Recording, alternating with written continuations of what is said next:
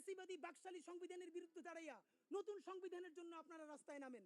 আপনারা যদি জুলাইয়ের ঘোষণাপত্র, জুলাই সনদ, নতুন সংবিধান এবং ফ্যাসিবাদ বিরোধী রাষ্ট্র কাঠামো ভাইঙা নতুন বাংলাদেশ নির্মাণের রাজনীতিতে নামতে পারেন, তাইলে আপনারা দেশের রাজনীতিতে ভ্যালিড থাকবেন, প্রাসঙ্গিক থাকবেন।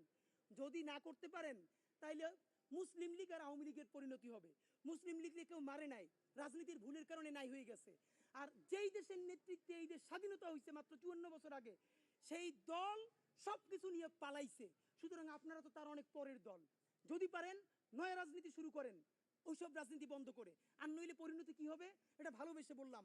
এবং সব থেকে খারাপ লাগে যেই দলটার সাথে শহীদ জিয়ার নাম জড়িত, বেগম জিয়ার নাম জড়িত, এই দলটার এইরকম করুণ পরিণতি হবে এটা চিন্তা করতেই খারাপ লাগে।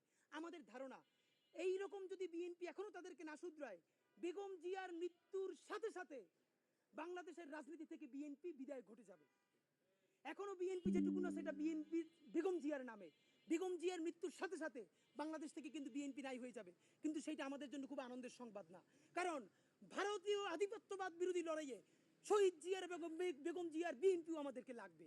এবং আপনাদেরকে সরকারের প্রতি একটাই কথা, অতি দ্রুত নতুন পুলিশ নিয়োগ করেন। এবং আপনারা, সরকার এতদিন বিএনপি আপার হ্যান্ড নিয়ে নিছিল সরকারের কাছে, সরকার কোনোভাবে বিএনপিকে ম্যানেজ করতে পারতেছিল না। You get the upper hand. আপনি এবার বিএনপির বলেন এইটা রাজি হন, জুলাইয়ের পক্ষে থাকেন, ঘোষণাপত্র দেন, সনদ দেন, নতুন সংবিধান চান, না করলে বিএনপি নিজেই চাপে পড়ে যাবে।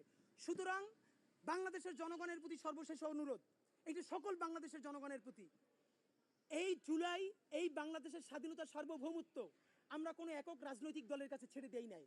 যেই পাথর দিয়ে মারছে আজকে বিএনপি, তা যদি জামাত করে আর এনসিপির বিপক্ষে করে, এনসিপিও করে, জামাত এনসিপির একটু বলে যাই, আপনারা হয়তো একটা সুযোগ পাইছেন, কালকে বিএনপির বিরুদ্ধে পলিটিক্স করতেছেন, এটা এবং করবেন, ওটা আপনাদের কাজ।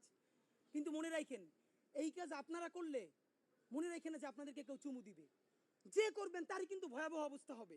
সুতরাং বাংলাদেশের জনতার প্রতি বিনীত অনুরোধ, এই জুলাইয়ে আপনারা একটা তুমুল আন্দোলনে নামেন, যেই আন্দোলনের প্রধান উদ্দেশ্য হবে জুলাইয়ের ঘোষণাপত্র।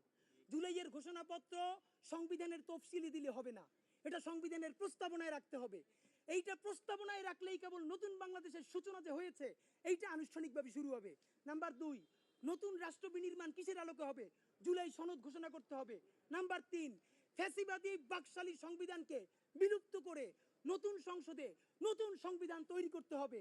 এবং রাষ্ট্র কাঠামোর মধ্যে যেই জিনিসগুলো ফ্যাসিবাদী রাষ্ট্র কাঠামো করে রেখেছে, আমলাতন্ত্র, পুলিশ, এটাকে সম্পূর্ণ ভেঙে নতুন বাংলাদেশে আমাদের নতুন রাষ্ট্রযন্ত্র কায়েম করতে হবে।